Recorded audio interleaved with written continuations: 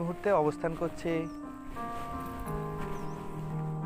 ফেনী জেলার ছাগলনাইয়া উপজেলার সেই সীমান্ত বাজার, যে সীমান্ত বাজারে এখানে 2024 সালের 5ই আগস্টের আগে সপ্তাহে 2 দিন হাট হতো এবং সেটা খুব জমজমাট হাট ছিল।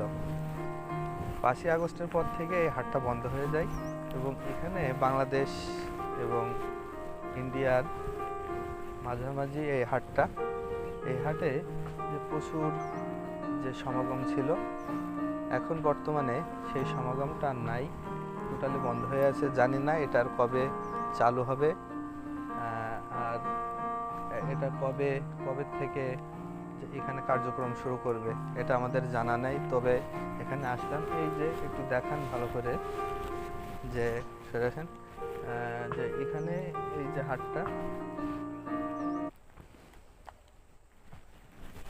দেখেন,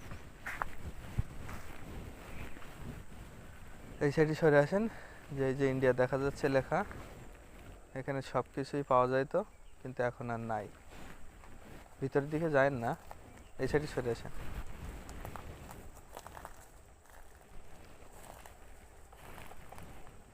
এই আর কি, তবে এটা দেখানোর জন্য এই পর্যন্ত আসা। জানি না যে আসলে দেখানো যাচ্ছে কি। ওকে, সবাই ভালো থাকবেন, সুস্থ থাকবেন, সুন্দর থাকবেন। নতুন একটা ভিডিও নিয়ে আবার হাজির হব আপনাদের মাঝে।